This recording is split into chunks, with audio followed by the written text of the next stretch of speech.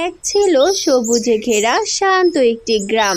তার নাম ছিল চন্দ্রপুর। সেই গ্রামেই থাকতো এক মিষ্টি মেয়ে, নাম তার মেহেরিন। মেহেরিন ছিল খুবই হাসি খুশি, কিন্তু একটু জেদি। তার বাবা ছিলেন গ্রামের বিখ্যাত কাপড় ব্যবসায়ী, আর মা ছিলেন খুব দয়ালু ও বুদ্ধিমতী। মেহেরিন যা চাইতো বাবা মা তাকে তাই এনে দিত। নতুন জামা, পুতুল, ফিতা, মিষ্টি, কিছুই কম ছিল না তার। একদিন মা মেহেরিনকে বললেন, মেহেরিন, মনে রেখো, যার কাছে বেশি আছে তার মনও বড় হওয়া উচিত। মায়ের কথা শুনে তখন মেহেরিন বলে, আচ্ছা মা, মনে রাখবো। কয়েকদিন পর ছিল মেহেরিনের জন্মদিন। বাড়িতে অনেক সাজসজ্জা হলো। গ্রামের ছোট ছোট ছেলে মেয়েরা সবাই এলো তাকে শুভেচ্ছা জানাতে। কেক কাটার পর মা একটি সুন্দর বাক্স এনে মেহেরিনের হাতে দিলেন। মেহেরিন বাক্স খুলে অবাক। ভেতরে ছিল এক জোড়া সোনা রূপার ঝলমলে জুতা। ওয়াও মা, এত সুন্দর জুতা আমি কখনো দেখিনি। এটা শুধু সুন্দর না মা, খুব বিশেষও। বিশেষ মানে? বিশেষ মানে এই জুতা শুধু তার কাছেই জাদু দেখায় যার মন সত্যি ভালো। মায়ের কথা শুনে মেহেরিন হেসে উঠে বলল, তাহলে তো আমি এখনই জাদু দেখাবো। কিন্তু তার মা মৃদু হেসে বললেন, জাদু দেখা সহজ, কিন্তু জাদুর যোগ্য হওয়া খুব কঠিন। জাদুর যোগ্য হতে হলে তোমাকে অনেক কঠিন পরীক্ষা দিতে হবে, আর তোমাকে অনেক কষ্টও করতে হবে। আর সবচেয়ে বড় কথা হলো, তোমার হৃদয় ফুলের মতো নরম হতে হবে। তো বন্ধুরা, তোমরা যারা যারা তোমাদের নাম দিয়ে এমন মজার মজার গল্প শুনতে চাও, তোমরা এখনই কমেন্ট বক্সে তোমাদের নামটি লিখে জানাও। আমরা পরবর্তী গল্প তোমাদের নাম দিয়ে বানাবো। পরের সপ্তাহে মেহেরিন তার বাবা মায়ের সঙ্গে পাশের শহরে যাচ্ছিল। আকাশ তখন অনেকটাই কালো মেঘে ঢেকে গেল। নদীর ওপরে সেতু পার হওয়ার সময় আচমকা শুরু হলো ঝড় বৃষ্টি। বাবা তখন গাড়ি থামিয়ে বললেন, মেহেরিন মা, তুমি ভয় পেও না, আমরা আছি তোমার সঙ্গে। সকল সমস্যার সমাধান হয়ে যাবে, আর আমরা আছি তো। আমরা থাকতে তোমার কোনো বিপদ হবে না। কিন্তু হঠাৎ বজ্রপাত, ঝড় আর পথের ধ্বংস, সব মিলিয়ে চারিদিকে ভয়ঙ্কর অবস্থা হয়ে গেল। মানুষজন ছোটাছুটি করতে লাগলো। সেই বিশৃঙ্খলায় মেহেরিন নিরাপদে উদ্ধার হলেও তার বাবা মা আর ফিরে এলেন না। বাড়িতে ফিরে মেহেরিন একদম চুপচাপ হয়ে গেল। বড় বাড়িটা হঠাৎ যেন ভীষণ ফাঁকা হয়ে যেতে লাগলো। যারা আগে প্রতিদিন বাড়িতে আসতো অনেকেই আর খোঁজ নিল না। কেউ বলল, এত এত সম্পদ আছে, এখন কষ্ট কিসের? কেউ বলল, একা মেয়েটা এখন কতদিন সামলাতে পারবে? সবার এত কথা শুনে মেহেরিন আরো ভেঙে পড়ল। সেই রাতে কাঁদতে কাঁদতে মেহেরিন সেই সোনা রূপার জুতার বাক্সটা খুলল আর আনমনে বলল, মা, তুমি বলেছিলে জুতার জাদু দেখাবে। যদি সত্যি জাদু থাকে তাহলে আমাকে পথ দেখাও, আমি জাদু দেখতে যাব। এরপর সে জুতা পরে চোখ বন্ধ করলো। হঠাৎ ঘরের ভেতরে মৃদু সোনালি আলো ছড়িয়ে পড়ল। আলোর ভেতর থেকে যেন মায়ের কণ্ঠ ভেসে এলো, মেহেরিন মা, এই জুতো তোমাকে ধন সম্পদ দেবে না, এটা তোমাকে পথ দেখাবে। যদি তুমি মানুষের উপকার করো তবেই তুমি এর সাহায্য পাবে। যে যত নিঃস্বার্থ হবে, জুতা তাকে তত বেশি সাহায্য করবে।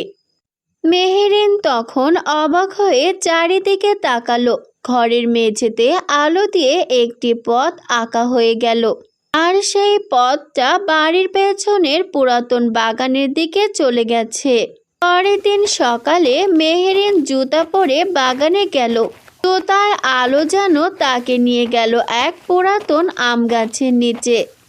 সেখানে বসেছিল এক বৃদ্ধা মহিলা, চুল সাদা, চোখে ক্লান্তি, কিন্তু মুখে মায়া। তুমি এসেছো শেষ পর্যন্ত। আমি তো তোমার অপেক্ষায় এতদিন বসে আছি। আপনি কে? আপনাকে তো আমি চিনতে পারছি না। আচ্ছা, আপনি কে বলুন তো? আরে, আমি হাসিনা দাদি। তোমার মা আমাকে চিনতেন। মনে হয় না তুমি ভালো করে চিনতে পারবে।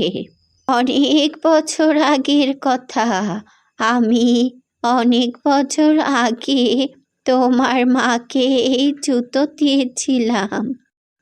আচ্ছা, তাহলে আপনি জানেন এই জুতার জাদু কি? হ্যাঁ রে বাছা, জানি।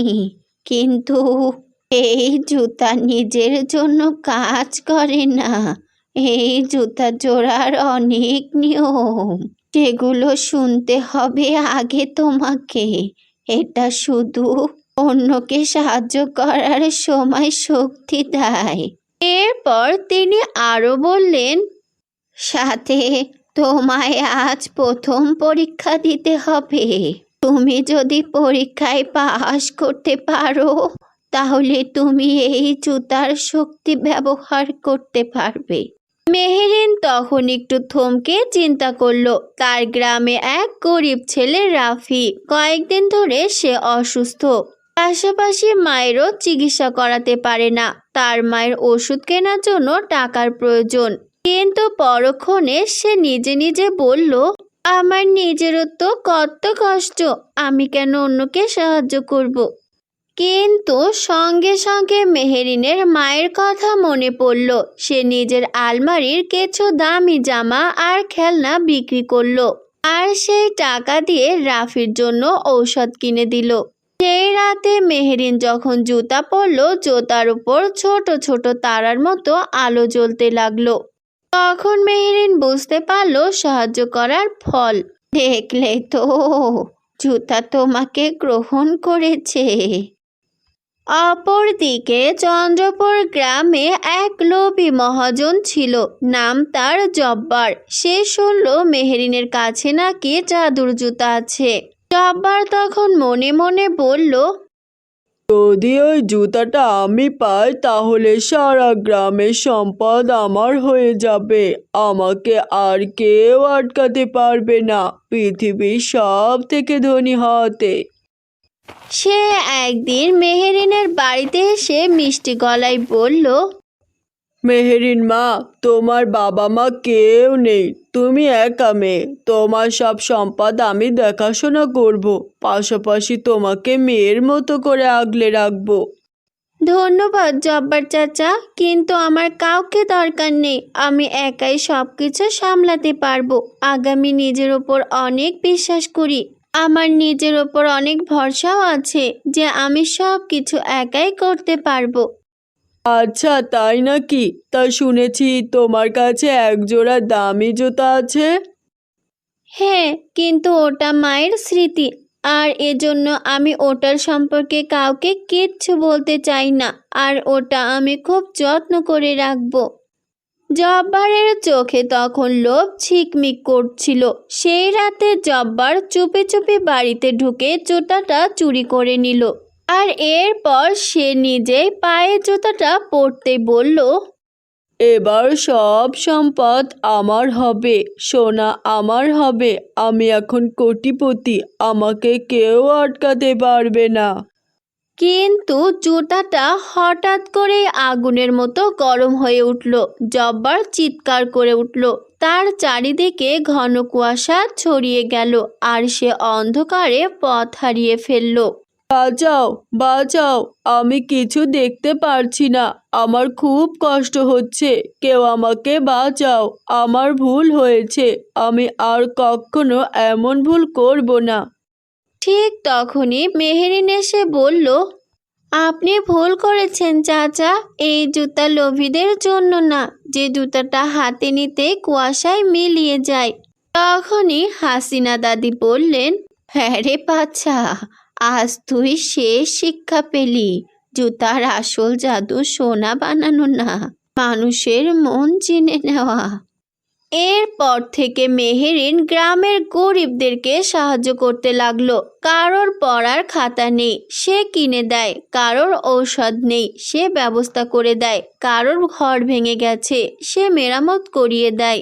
প্রতিটি ভালো কাজের সঙ্গে সঙ্গে জুতার আলো আরো উজ্জ্বল হতে লাগলো। একদিন জুতা তাকে গ্রামের পুরাতন বন্ধ স্কুল ঘরের সামনে নিয়ে গেল। মাটিতে আলোয় লেখা ফুটে উঠল, এখানে তোমার নতুন পথ। মেহেরিন তখন বুঝলো তাকে শুধু মানুষকে সাহায্য করলেই হবে না, তাকে ভবিষ্যতও বদলাতে হবে। মেহেরিন তখন তার বাবার রেখে যাওয়া টাকার এক অংশ দিয়ে গ্রামে আবার স্কুল চালু করলো। হাসিনা দাদি স্কুলে শিশুদের গল্প শোনাতেন, আর মেহেরিন নিজের পড়াশোনা শিখে ছোটদের শেখাতে শুরু করলো। এক সময় সবাই বলতে লাগলো মেহেরিন শুধু ধনী গরিবের মেয়ে নয়, সে চন্দ্রপুরের সবচেয়ে সাহসী মেয়ে। এক রাতে মেহেরিন জুতা পরে আকাশের দিকে তাকালো। তার মনে হলো দূর থেকে মা বাবা যেন হাসছেন। আমি তোমাদেরকে হারাইনি, তোমরা আমার ভালো কাজের সঙ্গে মিশে আছো। সঙ্গে সঙ্গে জুতার আলো ধীরে ধীরে আকাশে মিলিয়ে গেল, কিন্তু এবার জুতা আর সাধারণ জুতা নয়, এটা হয়ে রইল মেহেরিনের সাহস, দয়া আর ভালোবাসার প্রতীক। তো বন্ধুরা, আমাদের এই গল্পটি কেমন লেগেছে তোমাদের কাছে কমেন্ট করে জানিয়ে দিও। আর তোমরা যারা যারা তোমাদের নাম দিয়ে এমন মজার মজার গল্প শুনতে চাও, তোমরা এখনই তোমাদের নামটি কমেন্ট বক্সে লিখে জানাও। আমরা পরবর্তী গল্প তোমাদের নাম দিয়ে বানাবো। স্কুলের পথে হাঁটছিল ছবি, তার গায়ে পুরাতন কিন্তু পরিষ্কার জামা। সামনেই দাঁড়িয়ে আছে তার ক্লাসের দুই মেয়ে, প্রিয়াঙ্কা আর সেজল।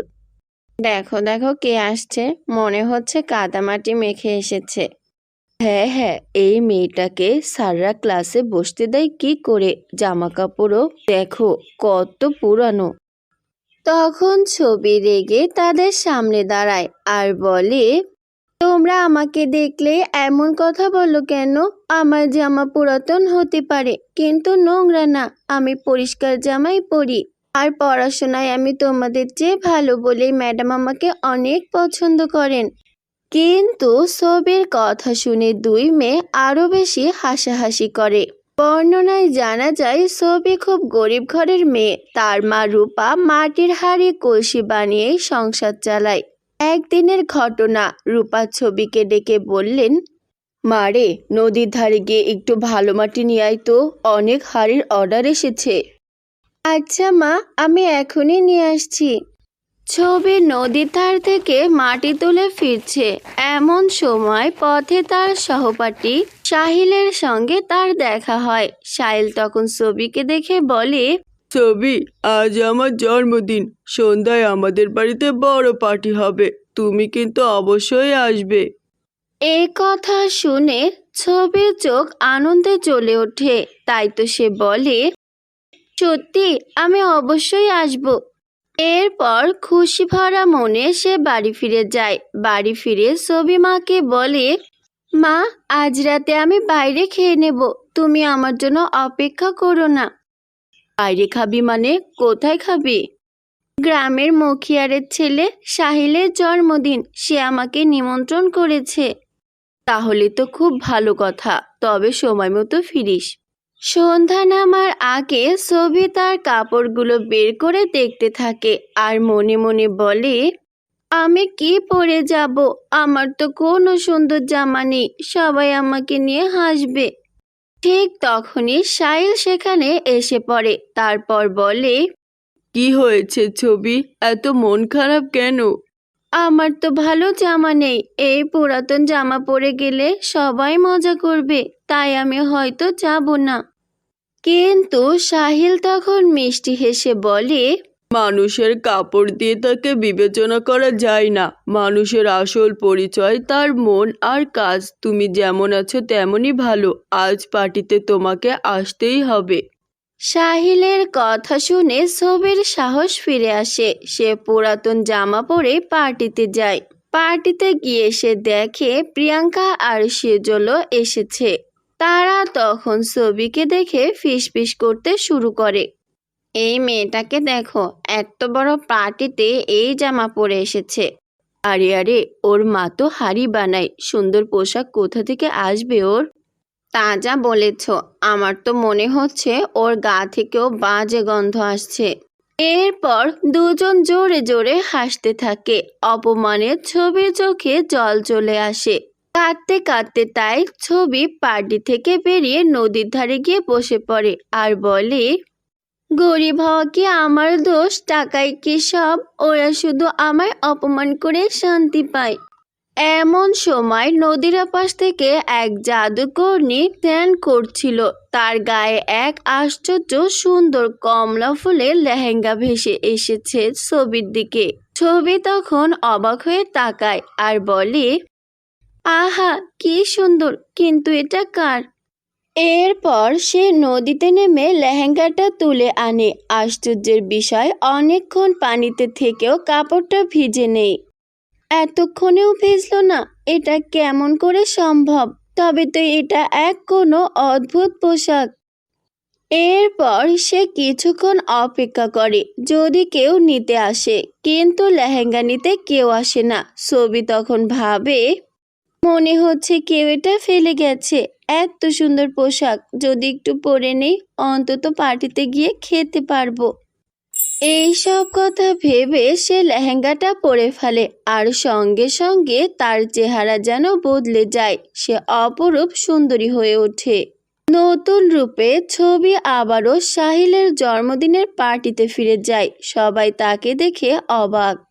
এই তো সেই ছবি, একটু আগেও পুরাতন জামা পরা ছিল। এত সুন্দর লেহেঙ্গা কোথা থেকে পেল ও? আরে নিশ্চয়ই কোথা থেকে চুরি করেছে। ছবি এবার মাথা উঁচু করে দাঁড়ালো, তারপর বলল, এটা আমারই পোশাক। আর হ্যাঁ, এখন আমি তোমাদের দুজনের চেয়ে অনেক বেশি সুন্দর।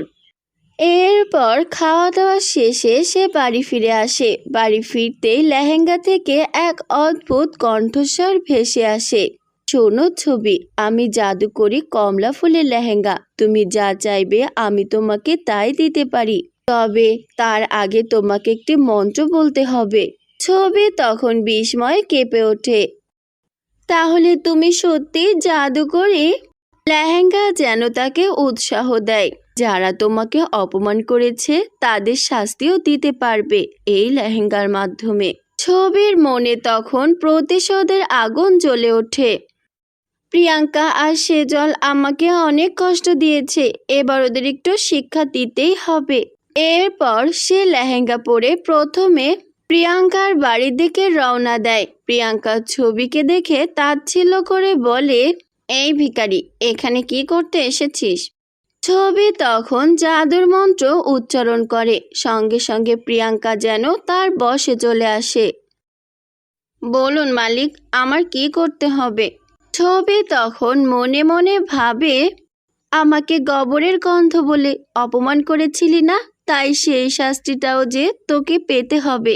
শোন, বাইরে যে মহিষের গোবর পড়ে আছে সেটা তুলে নিজের মুখে মাখ। প্রিয়াঙ্কা তখন বাধ্য মেয়ের মতো তাই করে। এ দৃশ্য দেখে ছবি হেসে ওঠে। এবার বুঝবি কাউকে ছোট করলে কেমন লাগে। তারপর সে সেজলের বাড়ির দিকে যায়। সেজল ছবিকে দেখে বিরক্ত হয়ে বলে, তুই আবার এখানে কেন? তোর এত বড় সাহস হলো কি করে? ছবি তখন আবারও জাদুর মন্ত্র পড়ে। সেজল সঙ্গে সঙ্গে তার বশে চলে যায়। বলুন মালিক, আমি কি করতে পারি? তোমার আলমারিতে যত ভালো কাপড় আছে সব গরিবদেরকে দিয়ে দাও, আর তুমি নিজে ছেঁড়া কাপড় পরে রাস্তায় বসে ভিক্ষা করবে। সেজল তখন ঠিক তাই করে। সে নিজের দামি কাপড় বিলিয়ে দেয়, তারপর পুরাতন কাপড় পরে রাস্তার পাশে বসে থাকে। এই দৃশ্য দেখে ছবির মন ভরে যায়। সে ভাবে এবার বুঝি ওদের শিক্ষা হলো। এরপর সে তার বন্ধু সাহিলের কাছে যায় এবং সব ঘটনা খুলে বলে। সব শুনে সাহিল খুব শান্ত গলায় বলে, ছবি, তুমি যেমন আছো তেমনই ভালো। তোমার ভালো মনটাই তোমার আসল সৌন্দর্য। কাপড় তো শুধু বাইরের জিনিস, এই জাদু দিয়ে কাউকে শাস্তি দেওয়ার দরকার ছিল না। ছবি তখন চুপ হয়ে যায়। কিছুক্ষণ পর ধীরে ধীরে বলে, তুমি ঠিকই বলেছ, আমি ভুল করেছি। রাগের মাথায় যা করেছি তা করা উচিত হয়নি। এই লেহেঙ্গা আমাকে যেখানে পেয়েছিলাম সেখানে ফিরিয়ে দিতে হবে। তখন তার মনে অনুশোচনা জন্মায়। সে বাড়ি ফিরে লেহেঙ্গাটা খুলে গুছিয়ে রাখে, যাতে পরের দিন নদীর ধারে রেখে আসতে পারে। অন্যদিকে ঠিক তখনই জাদুকরি নিজেই জাদুকরি কমল ফুলের লেহেঙ্গা খুঁজতে ছবিদের বাড়ির সামনে এসে হাজির হয়। আর সে রূপাকে দেখেই চিৎকার করে ওঠে, এই মেয়ে, আমার জাদুকরি লেহেঙ্গা কোথায়? তাড়াতাড়ি আমাকে ওটা ফেরত দাও, তা না হলে তোমাকে বিড়াল বানিয়ে দেব। রূপা ভয় পেয়ে যায়। আপনি এসব কি বলছেন? আমি আপনার কোনো পোশাক নিইনি। মিথ্যা কথা বলো না, আমার জাদুর পোশাক এদিকেই এসেছে। শেষবারের মতো বলছি, সেটা ফিরিয়ে দাও। রূপা তখন কাপা গলায় নিজেকে নির্দোষ প্রমাণ করতে থাকে। পরিস্থিতি ভয়ানক হয়ে ওঠে। এমন সময় ঘরে ঢোকে ছবি। ছবি দ্রুত সামনে এসে বলে, থামুন, আমার মাকে কিচ্ছু বলবেন না। আপনার লেহেঙ্গা আমার কাছেই আছে। সে থলে থেকে কমল ফুলের লেহেঙ্গাটা বের করে জাদুকরের হাতে দেয়। আসলে আমি এটা নদীর ধারে পেয়েছিলাম, পরে বুঝলাম এটা জাদুর পোশাক। ভুল করেছি, কিন্তু চুরি করিনি। তারপর ছবি শুরু থেকে শেষ পর্যন্ত সব ঘটনা খুলে বলে। পার্টিতে অপমান, লেহেঙ্গা কুড়িয়ে পাওয়া, জাদুর ব্যবহার, আর পরে নিজেই ভুল বুঝতে পারা। সব শুনে তখন জাদুকরের মুখ নরম হয়ে আসে। তুমি তো সত্যি কথাই বলেছ, আর শেষের কাজটা তুমি একেবারে সঠিক করেছ। জাদুকরি খুশি হয়। তারপর জাদুকরি নিজের জাদুতে আরেকটি সুন্দর পোশাক বের করে, গোলাপ ফুলের জাদুকরি লেহেঙ্গা। এটা তোমার জন্য উপহার। এই জাদুর গোলাপ ফুলের লেহেঙ্গা তোমার সব সৎ ইচ্ছাগুলো পূরণ করবে। তো বন্ধুরা, আমাদের এই গল্পটি কেমন লেগেছে তোমাদের কাছে কমেন্ট করে জানিয়ে দিও। আর তোমরা যারা যারা তোমাদের নাম দিয়ে এমন মজার মজার গল্প শুনতে চাও, তোমরা এখনই তোমাদের নামটি কমেন্ট বক্সে লিখে জানাও। আমরা পরবর্তী গল্প তোমাদের নাম দিয়ে বানাবো। তো সবাই ভালো থেকো, সুস্থ থেকো। আল্লাহ হাফেজ।